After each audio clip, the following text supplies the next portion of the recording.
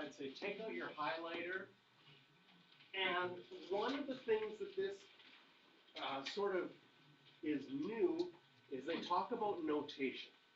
We talked about in 4.1 that if you're adding functions, you just add the y values.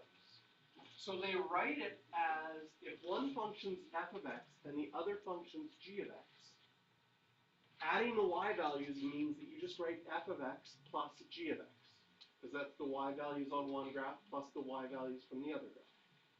And they also have a not nice notation.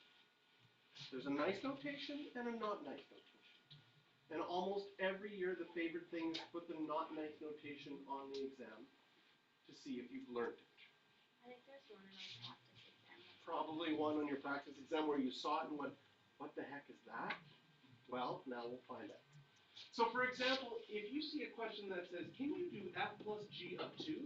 The very first thing I would like you to do is to change the not nice notation to the nice notation. This just means f of 2 plus g of 2.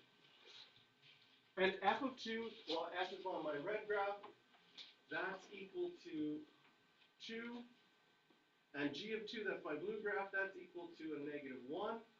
2 plus negative 1 would be 1. And sure enough, that point shows up.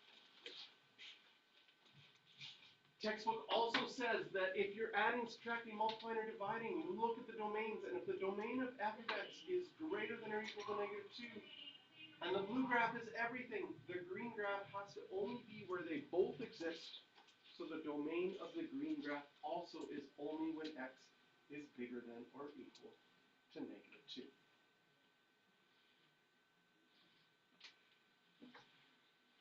Kind of a weird looking final graph, though. What do you think? Kind of a little bit of a bend to it there. Again, you would just add a bunch of your y values and then draw your curve as best as you can through those points. Okay, next. Subtracting. And just like adding, there's a nice notation, and then there's a not nice notation. So anytime you would get this, I would say the first thing I would do is I would rewrite it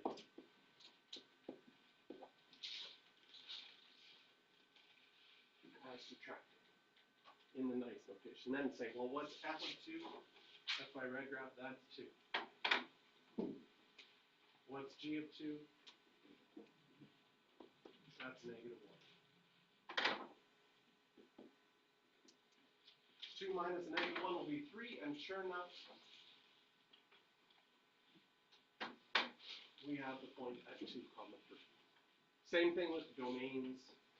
The domain has to exist for both of them for it to be there.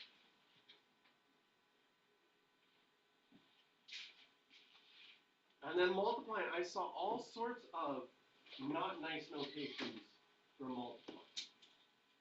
Okay, so they've written out the nice notation there, and this is the not nice notation. I have seen the not nice notation also.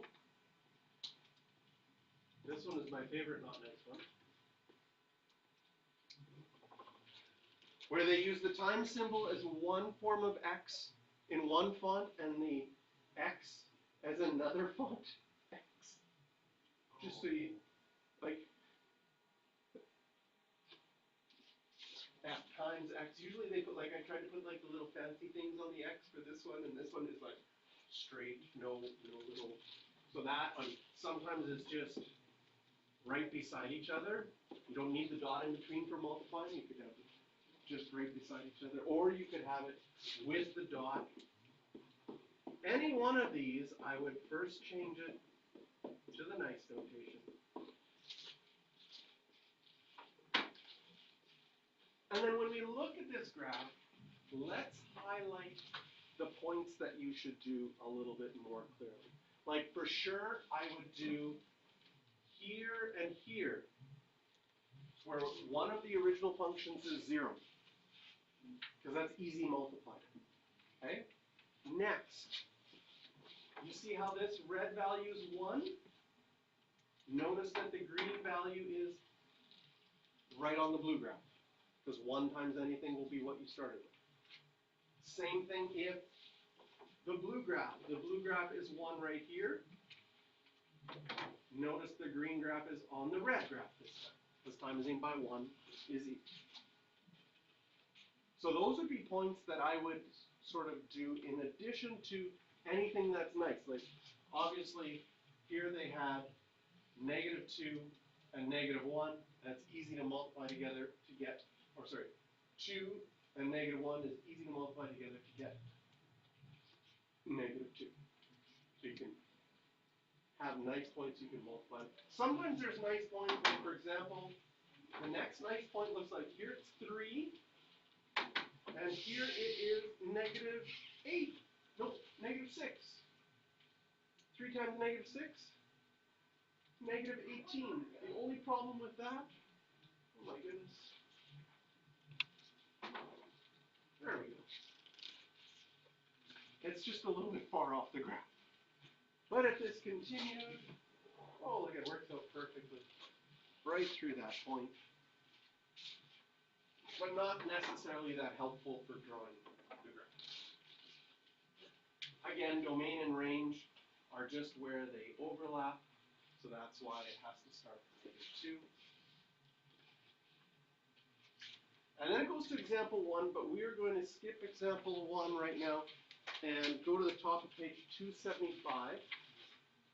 And I think the textbook meant to put a bullet here and in italicized, so do the best you can at italicizing dividing functions.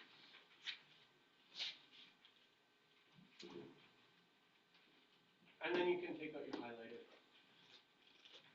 Just so that we're having this, you notice how they had titles for adding, subtracting, multiplying, and they forgot it on top of page 275 for divide. So we're going to add that to dividing. They have,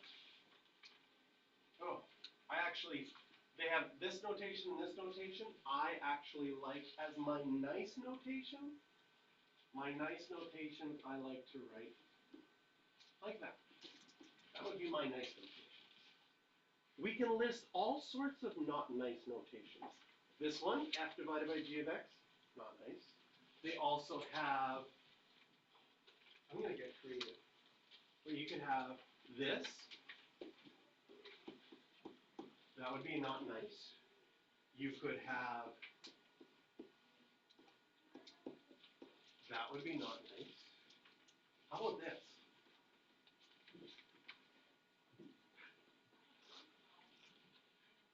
What? I don't know if this would be allowed because that makes me think inverse. So maybe they wouldn't allow this one. Either way, it would be not nice.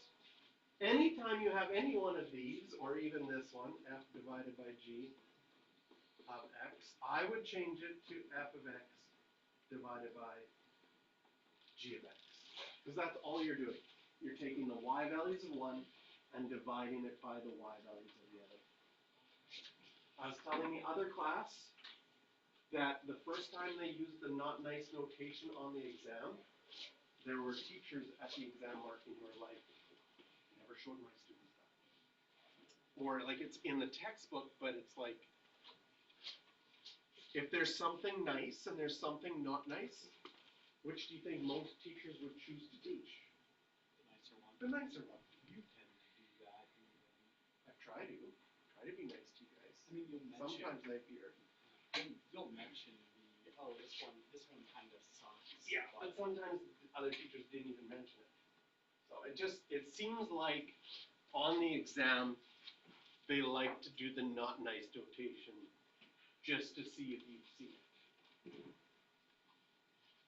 But that would be kind of frustrating if you'd never, like if you had never seen it before, can you seeing this for the first time being like, what the heck is that? And having, like, I think you'd have no clue what to do. Anyway, so we can put them together and divide, and again, we're going to key in on something. Notice this has an asymptote here. Okay? Why? Because you can't divide by 0. Next, I would definitely include this point where the red value is 0. I would also look for where the blue one is 1. Here's where the blue one is 1. So dividing by 1 would keep it exactly the same. Your green dot would be right on the red graph. Can you see that the red graph is a square root graph? So I'm going to think about having a square root graph divided by, and the blue graph is a line. A square root graph is an x to the half. A line is an x to the 1. Can you see the degree is bigger on the bottom? Just a little bit. But because it's bigger on the bottom, there would also be an asymptote here, which explains why this part of the graph goes like that. And this part goes through those 2 points. It would have to go up towards the asymptote as a result.